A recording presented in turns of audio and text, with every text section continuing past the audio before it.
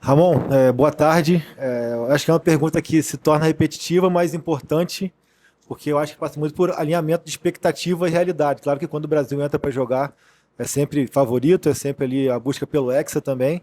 Mas falar mais uma vez de um ciclo, de um processo em que vocês têm dificuldades com liberação de atletas, pelo fato de não ser data FIFA. Queria que você falasse até para o próprio torcedor o quanto que isso interfere na montagem da equipe, enfim, você convocou atletas no ciclo e na preparação que não conseguiu trazer para cá agora, falar um pouco sobre como lidar com isso e o quanto que isso interfere nessa relação de expectativa e realidade para mais um Mundial. Bom, primeiro que desde a minha chegada aqui em 2022, né, eu já sabia de toda a dificuldade enfrentada. A gente sempre enfrenta essa dificuldade porque é uma competição que não é data FIFA, né, que não tem data FIFA. E assim como todas essas competições, né, a base a gente sofre por vezes em relação a isso, né? Agora, antes de começar a responder assim a tua pergunta, eu gostaria de enaltecer muito assim esse grupo que foi convocado, né? Uma confiança muito grande nesses atletas que foram convocados e passar toda a segurança, toda a confiança para esses atletas. Agora, a gente sabe que a geração, né, a geração é a geração de Endrick, de Estevão, de Vitor Roque, né, de Vitor Reis, do próprio Ryan, que ontem arrebentou, né, que já esteve conosco aqui. Então, assim, esses atletas consagrados, a gente não consegue mais trazer esses atletas, né, para a base, né, atletas que já passaram por aqui. Né? O Estevão esteve conosco aqui na nossa primeira preparação com essa geração, em junho de 2024. Já está na equipe principal. E isso também nos deixa muito felizes, né? Porque os atletas passam por aqui também e são vistos, né? Pelo time principal, né? E desde a minha chegada aqui eu também disse que o nosso trabalho aqui também é oxigenar, né, a seleção principal. E a nossa dificuldade para você ver, né, depois do Sul-Americano, você pega aquele time do Sul-Americano, a gente já não consegue trazer aquele time que terminou o Sul-Americano. Né? Eu falei do Ryan, vários jogadores já são protagonistas nos seus clubes. Né? A gente já não consegue trazer o Ryan, já não conseguimos trazer o Moscardo, já não consegue trazer o Bidon. Né? Então, assim, a gente tem essa dificuldade. Mas, por outro lado, a gente, com o nosso trabalho, né, de observação, de olhar todos esses atletas, né, a gente ainda consegue aqui no Brasil fazer uma seleção forte, né? Eu tenho certeza que uma seleção competitiva. A nossa responsabilidade ela é gigantesca, né? É muito grande a nossa responsabilidade. Aqui foi um título, esse é um campeonato que a gente não teve, né, esse título ainda aqui dentro.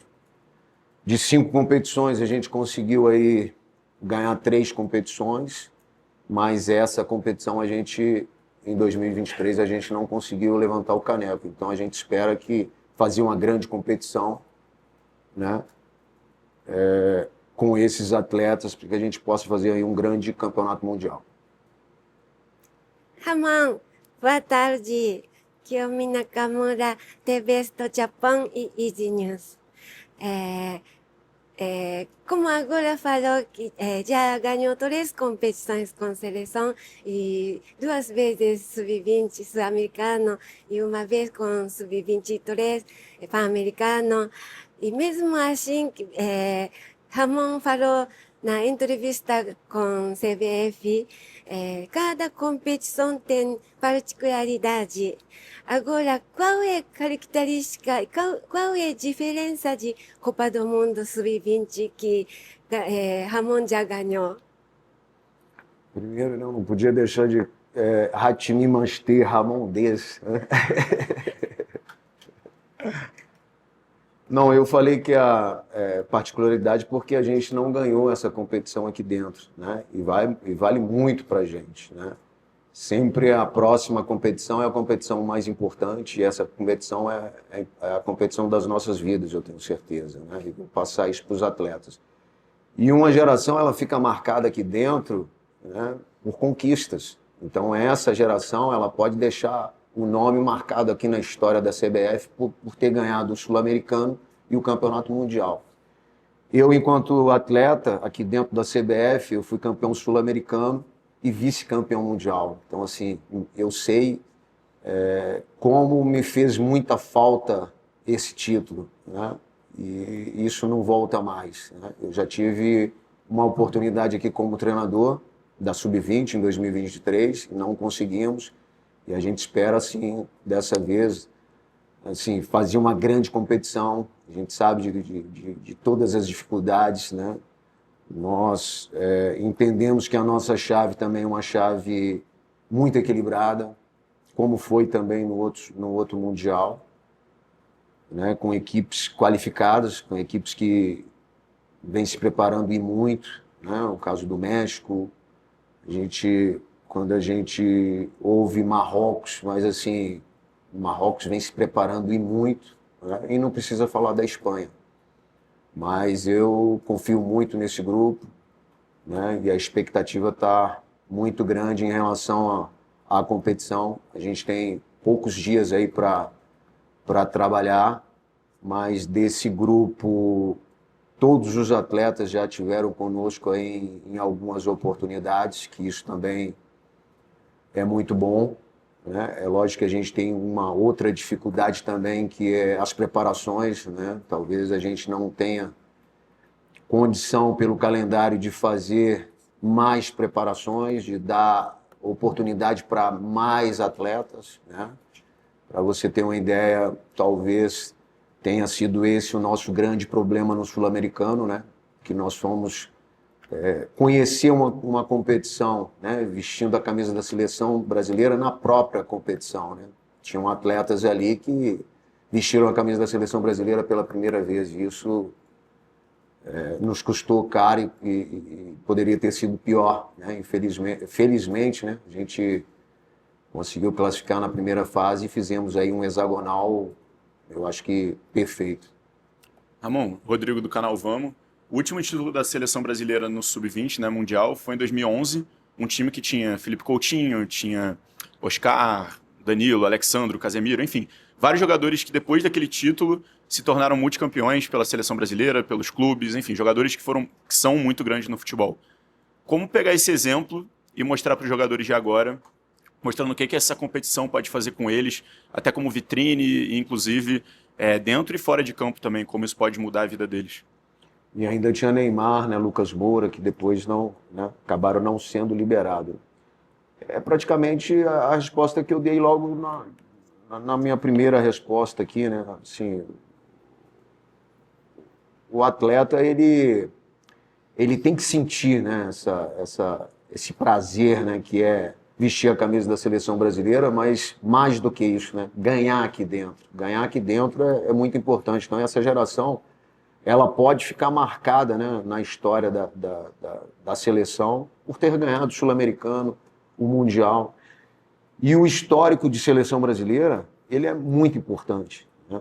Quando a gente fala dos atletas, a gente fica muito feliz de ver alguns atletas que a gente teve a felicidade de trabalhar com eles aqui, que hoje estão na equipe principal, né? Você vê aí o caso do Andrei, que tem um histórico muito legal de seleção brasileira, né? Que ganhou aqui dentro, foi campeão sul-americano sub-15, sub-20, né? Não foi campeão mundial, mas está na seleção principal. Você vê o Tafarel, né? Que é uma referência para os atletas na principal, que foi campeão sul-americano, foi campeão mundial aqui dentro da sub-20 e depois campeão mundial na principal.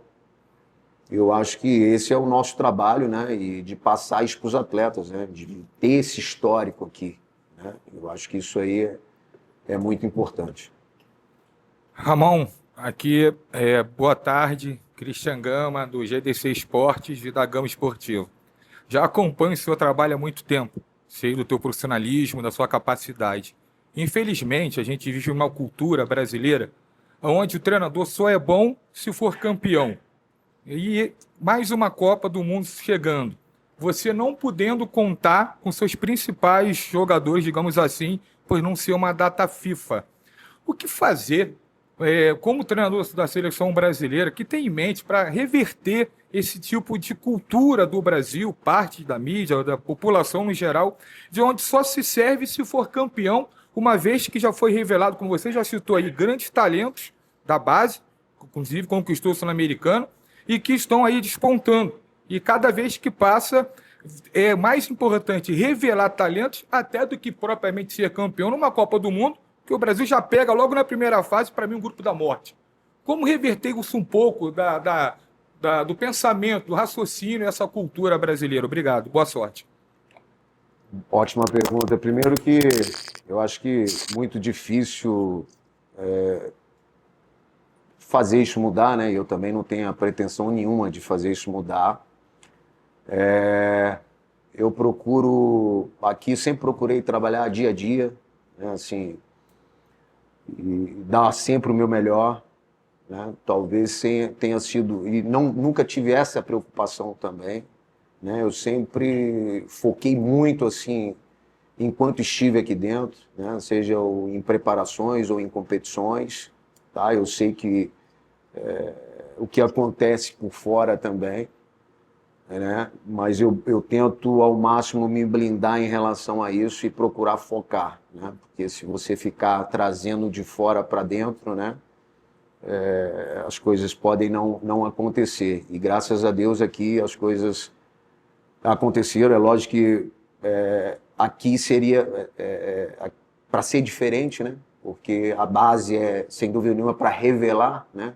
Eu falei em oxigenar a seleção principal, mas se eu não tivesse também tido sucesso aqui dentro com os títulos que nós alcançamos, eu tenho certeza que eu não estaria mais aqui.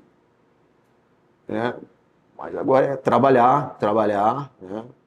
Trabalhar muito, passar muita confiança para esses atletas, né? Eu já falei em relação à geração, né?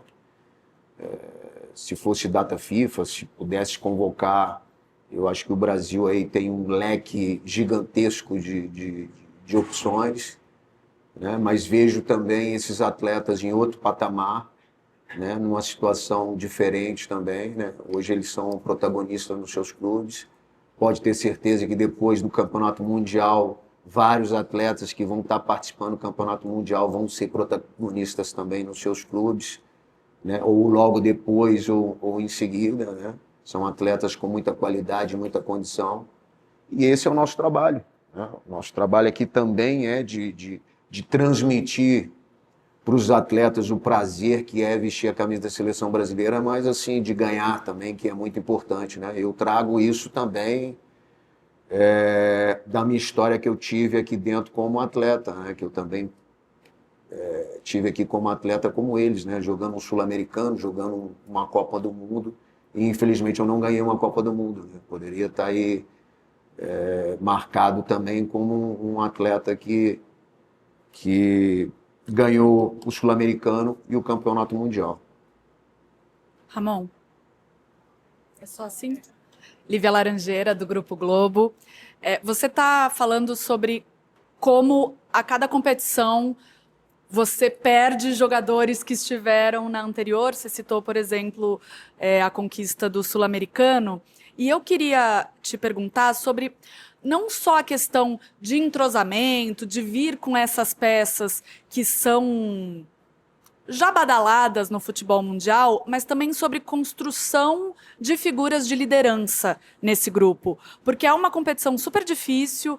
O Brasil, a gente já citou aqui, está num grupo que é considerado o grupo da morte. Provavelmente vai enfrentar dificuldades ao longo... Provavelmente não, certamente vai ter desafios ao longo da competição. E nesses casos é muito importante ter peças ali já com experiência, já com essa liderança de seleção brasileira. Como é que você tem trabalhado isso e como é que você acha que esse grupo vai enfrentar esses desafios que vierem ao longo da competição? Boa tarde. Nós temos, tá? Assim, nós temos alguns atletas assim que são líderes, né? Nessa convocação nós conseguimos trazer apenas 7 jogadores, né? Que já tiveram conosco aqui no Sul-Americano. E isso é bom também, né? Esses atletas já vivenciaram, principalmente no sul-americano, momentos assim difíceis que trouxe uma experiência muito grande, né? De liderança, assim, nós temos aí o Iago, né? Que é o capitão do Flamengo, né? Não foi capitão aqui porque o Pedrinho é o nosso capitão, né? Mas na ausência do Pedrinho, ele é um dos nossos líderes também, né? O Pedrinho também consegue fazer essa situação de líder da equipe, né? Se tornando aí um líder técnico também.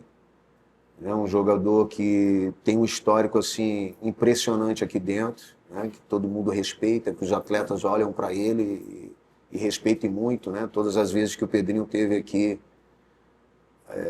ele conseguiu ser campeão, né? Ele esteve conosco aqui na outra geração, né? No Sul-Americano de 2023 e bateu campeão, fazendo gol na final contra o Uruguai, agora também na Venezuela, né? No jogo decisivo contra o Chile também fazendo seu gol e foi peça fundamental para a nossa engrenagem. É um líder, né?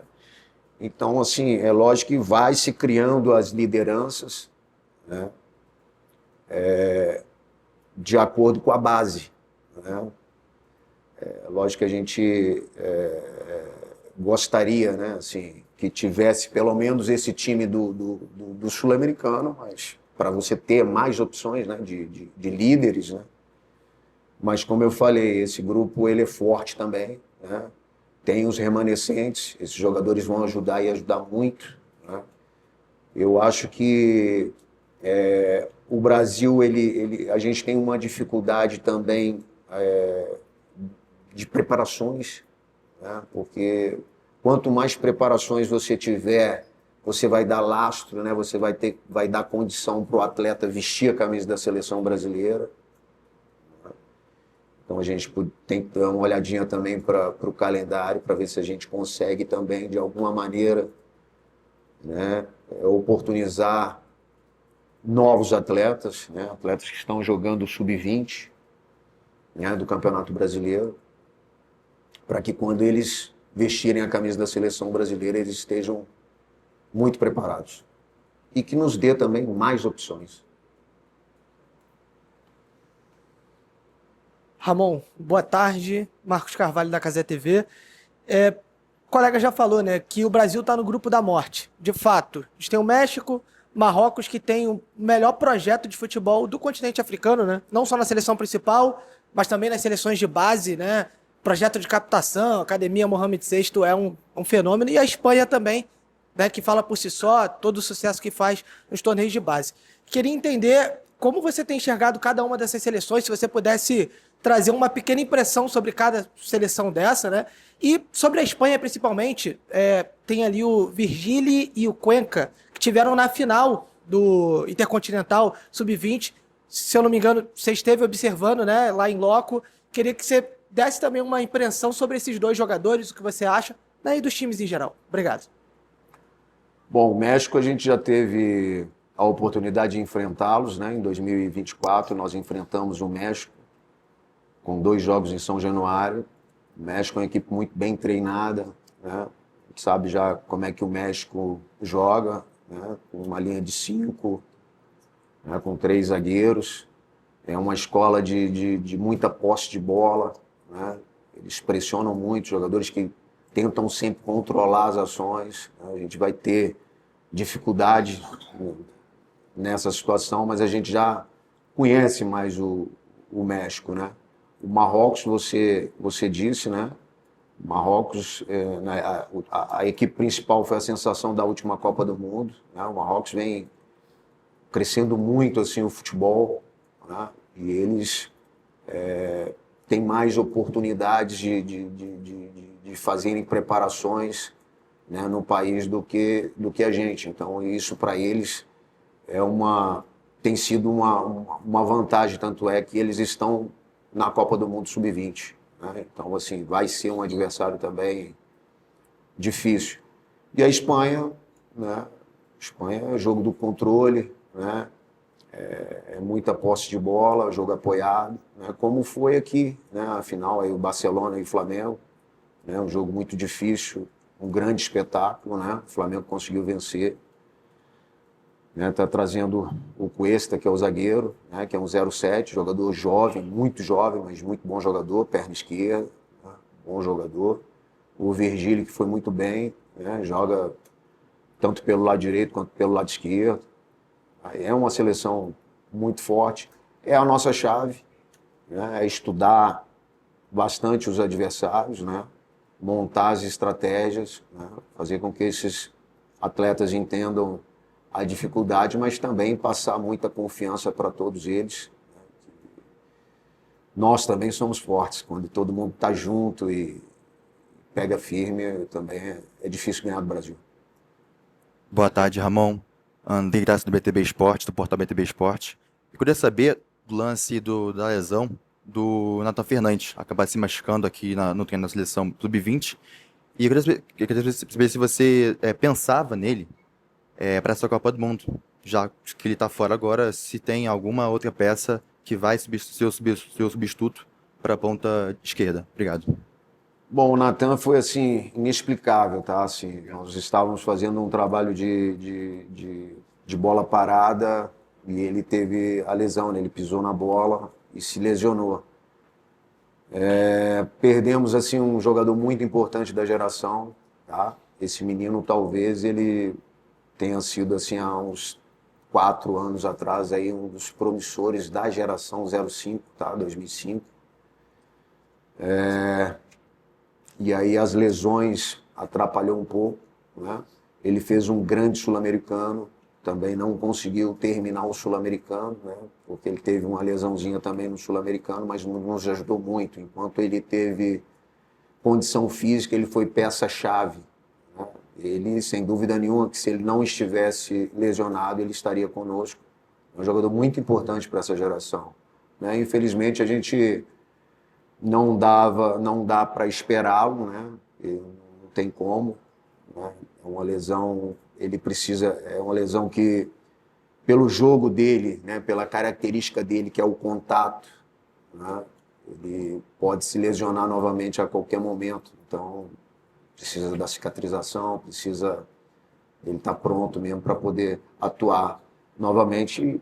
A gente lamenta a ausência dele, sem dúvida nenhuma. Ramon, boa tarde, Erasmo da Gama Esportiva. A nossa equipe, o que esperar da nossa equipe? Quais são as valências desse time? Qual a proposta de jogo? É uma equipe que vai ter posse de bola ou vai trabalhar transição? Dá uma explanação sobre a nossa equipe. Bom, se tratando de seleção brasileira, sempre vai haver essas perguntas, né? Assim, eu particularmente, enquanto atleta, eu era um meio ofensivo, né? Então, e se tratando de seleção brasileira, a gente pensa num futebol, né, ofensivo, futebol, né, vistoso, futebol que o público goste de ver, né, de apreciar, né? Mas também uma equipe que busque também não só ter o controle, né? Não só ter o controle, mas quando não tiver também dificultar as ações do adversário. Então, assim, embutir na cabeça desses atletas, né? A gente buscar, é lógico que se tratando de seleção brasileira, né? Você sempre ter o controle das ações e dificultar as ações do adversário. Mas falar é fácil, né?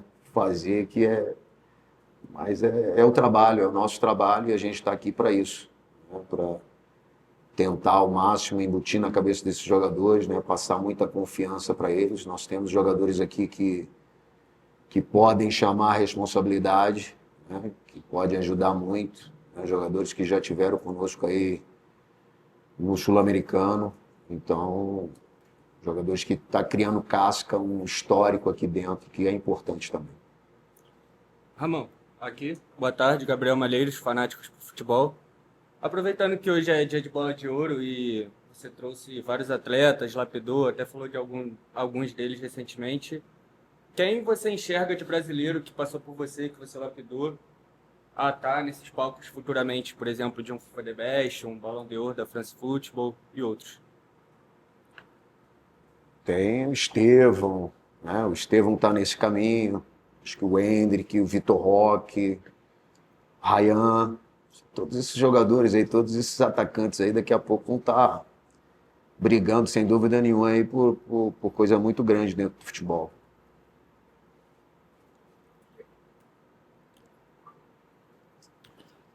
Boa tarde, Ramon. Boa tarde, Ramon. Lucas Darling, canal BTB Esportes. Recentemente, o Ancelotti falou que a qualidade que ele mais enxergava na seleção era a atitude. Olhando para essa seleção sub-20, dentro da sua experiência, qual a qualidade que se acha mais importante? Eu acho que o compromisso, né, assim, é o compromisso de estar aqui, é o prazer de estar aqui, né, e se entregar, né? Eu acho que a entrega da alma, né? Eu vim aqui com esse prazer de jogar futebol, porque se está aqui, né, se foi convocado para a seleção brasileira é porque tem muita qualidade, muita condição de estar aqui. Então, é isso que eu gosto de ver de um atleta, né? Ele transmitir, né, assim, a entrega da alma, assim, a felicidade de estar aqui e jogar, o prazer de jogar, que a gente sempre passa para os atletas, né? Para desfrutar também quando tem a bola, né? Para fazer o jogo deles, o que trouxe eles aqui. Ok, gente? Obrigado. Obrigado a todos. Boa tarde. Gente, obrigado, hein?